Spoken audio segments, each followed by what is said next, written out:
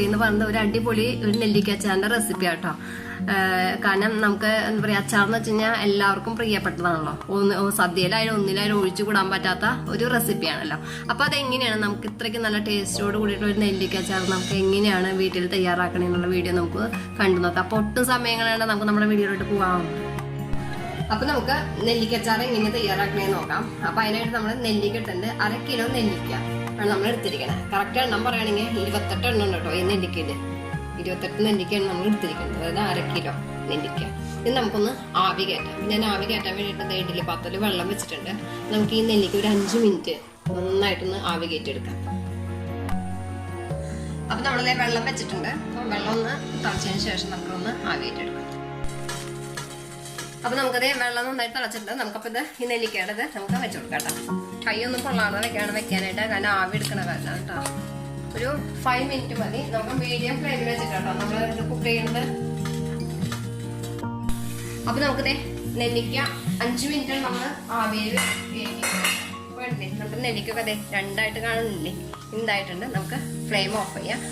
ഇത് ചൂടാറിയതിന് ശേഷം നമുക്കിത് നുറുക്കിയെടുക്കാം കേട്ടോ. അപ്പൊ നെല്ലിക്ക നമ്മൾ ഇതുപോലെ കട്ട് ചെയ്തെടുത്തിട്ടുണ്ട് കേട്ടോ. അതൊന്നുമില്ല കേട്ടോ മക്കളെ, കട്ട് ചെയ്യാനായിട്ട് സുഖമാണ്. കാരണം നെല്ലിക്ക നമ്മൾ ഓൾറെഡി വേകുമ്പോൾ തന്നെ ഇതുപോലെ കിട്ടിയിട്ടുണ്ടാവും. അപ്പൊ ഇങ്ങനെ ഇത് കാണിക്കുക കേട്ടോ. അപ്പൊ ഇതിൻ്റെ ഇവിടുത്തെ ഈ കുരു ഉണ്ടല്ലോ, അത് നമ്മളെടുത്ത് പുറത്തേക്ക് കളയുക. ഒന്നുമില്ല, ഇതുപോലെ തന്നെ കൈ കൊണ്ട് തന്നെ നമുക്ക് ശരിക്കും പറയുകയാണെങ്കിൽ അടർത്തെടുക്കാനായിട്ട് സാധിക്കും കേട്ടോ. അതുപോലെ നമുക്ക് അടർത്തെടുക്കാനായിട്ട് സാധിക്കും. അതുപോലെ വെന്ത് കിട്ടിയതാണല്ലോ, നമ്മൾ ആവിയമ്മ വേവിച്ചിട്ടില്ല. അപ്പൊ ഒന്നുമില്ല, എളുപ്പമാണ് കേട്ടോ. അതുപോലെ നന്നാക്കിയത് അങ്ങനെ ഞാൻ നന്നാക്കി വെച്ചിരിക്കണ്ട കേട്ടോ ഇത് മുഴുവൻ. പിന്നെ നമുക്ക് ഇനി എന്താ വേണ്ടതെന്നറിയാം. നമുക്ക് ഇതിന് വേണ്ടി പച്ചമുളക് ആവശ്യമുണ്ട്. ഏകദേശം ഒരു 5 പച്ചമുളക്. ചെറിയ പച്ചമുളകാണെങ്കിൽ 5 എണ്ണം എടുക്കാം. വലുതാണെങ്കിൽ നല്ല വലിയ പച്ചമുളകൊക്കെ ആണെങ്കിൽ 3 എണ്ണം എടുത്താൽ മതി. പിന്നെ 2 തണ്ട് കറിവേപ്പില എടുത്തിട്ടുണ്ട്. പിന്നെ നമ്മൾ എടുത്തിരിക്കുന്നത് വെളുത്തുള്ളിയാണ്. 2 കുടം വെളുത്തുള്ളിയാണ് നമ്മൾ എടുത്തിരിക്കുന്നത്.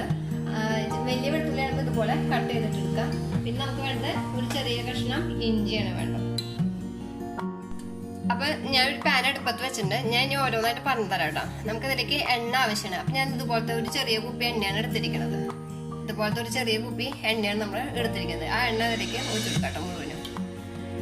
ചെറിയ കുപ്പിയാണ്, അപ്പൊ അതുകൊണ്ടാണ് നമ്മളത് മുഴുവൻ ഒഴിച്ചെടുക്കുന്നത്. ഇതിലൂടെ നമുക്ക് കുറച്ച് കടുക് ഇട്ട് കൊടുക്കാം. അത് കടുക് ഒന്ന് പൊട്ടി തുടങ്ങുമ്പോൾ നമുക്ക് ഇതിലേക്ക് 2 ചുവന്ന മുളക് ഇട്ട് കൊടുക്കാം കേട്ടോ. കടുക് പൊട്ടി തുടങ്ങുമ്പോൾ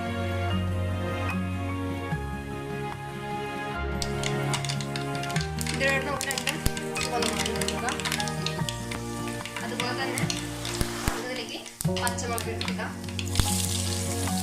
അതുപോലെ ചെറിയ നമ്മൾ ചെറിയ ഇട്ടുകൊണ്ടിട്ട് നന്നായിട്ടൊന്ന് വഴറ്റാം.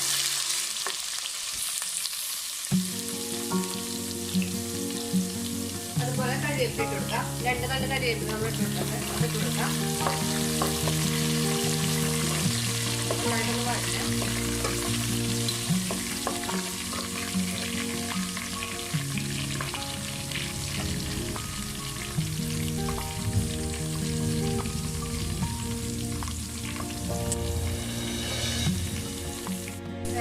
വെളുത്തുള്ളി നന്നാക്കി വെച്ചിരിക്കുന്ന വെളുത്തുള്ളി എടുക്കുക, അതൊക്കെ കൊടുക്കാം. വെളുത്തുള്ളി നന്നായിട്ടൊന്ന് വഴറ്റാം. നന്നായിട്ടൊന്ന് വഴറ്റാം. അപ്പൊ നമ്മുടെ വെളുത്തുള്ളി നന്നായിട്ട് വളർന്നു വന്നിട്ട് നമുക്ക് ഇതിലോട്ട് ഒരു 1/4 ടീസ്പൂണോളം മഞ്ഞൾപ്പൊടി ഇട്ട് കൊടുക്കാം. മഞ്ഞൾപ്പൊടി ഇട്ടിട്ട് ഒന്ന് വഴറ്റി കൊടുക്കാം.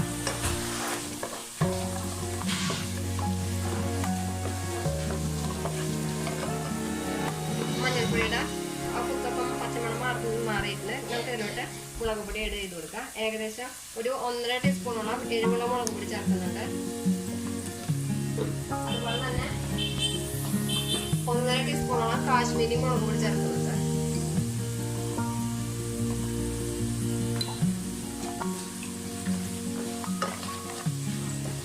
നന്നായിട്ടൊന്ന് വഴറ്റി കൊടുക്കാം.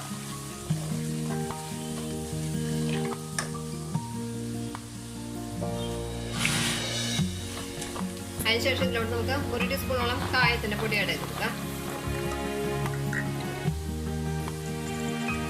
അതുപോലെ 3/4 ടീസ്പൂണോളം ഉലുവപ്പൊടി ചേർത്ത് കൊടുക്കാം. 3/4 ടീസ്പൂണാണ് ഉലുവപ്പൊടി. ഇനി നമുക്ക് ഇതിലേക്ക് തിളപ്പിച്ച് ആറിയ വെള്ളം ഉണ്ടല്ലോ, തിളച്ച വെള്ളം നമ്മൾ നെല്ലിക്ക വേവിക്കാൻ വെച്ചിരുന്ന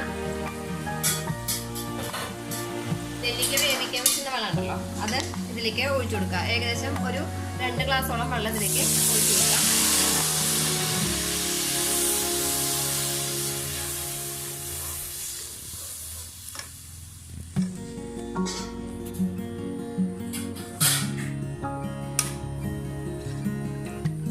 ഇനി ഇതിലോട്ട് നമുക്ക് ഉപ്പിട്ട് കൊടുക്കാം. ഉപ്പും വെള്ളവും എപ്പോഴും ഒന്ന് മുന്നിട്ടിരുന്നോട്ടെ കേട്ടോ. അപ്പോഴാണ് നമുക്ക് ഇതിലേക്ക് എല്ലാം പിടിക്കുള്ളൂ. നമുക്ക് നോക്കിയിട്ട് ഇനി ഇട്ട് കൊടുക്കാം. നന്നായിട്ടൊന്ന് തിളക്കട്ടെ കേട്ടോ. ഇതിലോട്ട് നമുക്ക് 1/4 ഗ്ലാസോളം വിനീഗർ ഒഴിച്ചു കൊടുക്കാം. പോരെങ്കിൽ നമുക്ക് എന്നിട്ട് പിന്നെ നോക്കിയിട്ട് ഒഴിക്കാം. നോക്കിയിട്ട് ഒഴിച്ചെടുക്കുമ്പോൾ ഇതുപോലെ ഡയറക്റ്റ് ആയിട്ട് നിങ്ങൾ ഒഴിക്കരുത് കേട്ടോ. അപ്പോൾ പ്രത്യേകം ശ്രദ്ധിക്കുക. നന്നായിട്ടൊന്ന് മിക്സ് ചെയ്യുക. നന്നായിട്ടൊന്ന് തിളക്കട്ടെ കേട്ടോ.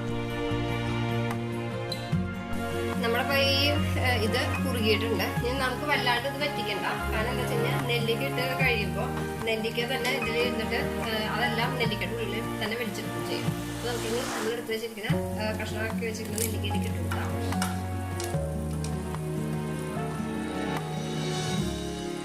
നന്നായിട്ട് മിക്സ് ചെയ്യുക.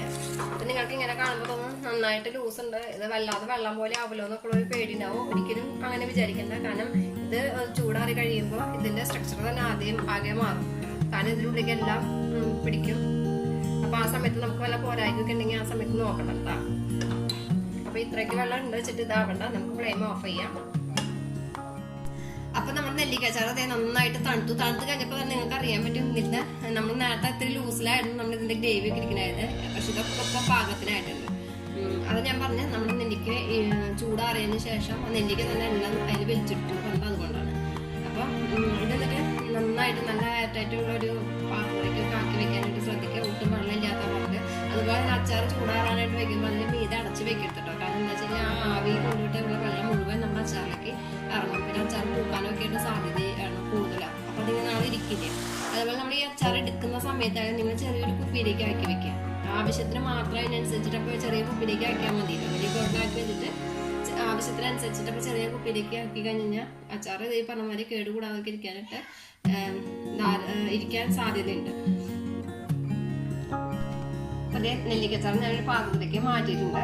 മാറ്റുമ്പോൾ തന്നെ നിങ്ങൾക്കിത് അറിയാൻ പറ്റും. നല്ല ഇതിലായിരുന്നു നമ്മൾ നല്ല ലൂസിലൊക്കെ ആയിരുന്നു ഇത് ഇരിക്കണ്ടായത്. അത് ഇരിക്കും തോറും നെല്ലിക്കയ്ക്ക് എല്ലാം പിടിച്ചോളൂ കേട്ടോ. അപ്പൊ നമ്മളിങ്ങനെ ഒരുവിധം ചൂടാറി കഴിയുമ്പോൾ നമ്മൾ നോക്കി നോക്കാം. അതിലേക്ക് ഉപ്പൊക്കെ പാകമാണോ നോക്കാം. അതുപോലെ നമ്മൾ വിനീഗർ ഒഴിച്ചിരുന്നു. അപ്പോൾ അതൊക്കെ പാകമാണോ നോക്കാം.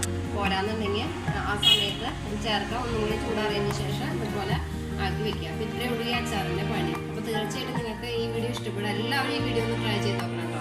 ട്രൈ ചെയ്ത് നോക്കിയിട്ട് ഞാൻ എല്ലാ തവണയും പറയുന്നതാണ് നിങ്ങളുടെ അഭിപ്രായം നിർദ്ദേശങ്ങൾ എഴുതിയിരിക്കാനായിട്ട് മറക്കരുത്. അതുപോലെ തന്നെ അമ്മൂസ് കിച്ചൺ റെസിപ്പി എന്ന ചാനൽ ഇതുവരെ സബ്സ്ക്രൈബ് ചെയ്തിട്ടുണ്ടെങ്കിൽ ചാനൽ സബ്സ്ക്രൈബ് ചെയ്യാം. തൊട്ടടുത്തുള്ള ബെല്ലൈക്കൺ ഒന്ന് ക്ലിക്ക് ചെയ്യും. അപ്പോഴാണ് ഞാൻ വീഡിയോയുടെ നോട്ടിഫിക്കേഷൻ നിങ്ങൾക്ക് കിട്ടുകയുള്ളൂ. അപ്പോൾ നമുക്ക് അടുത്ത വീഡിയോ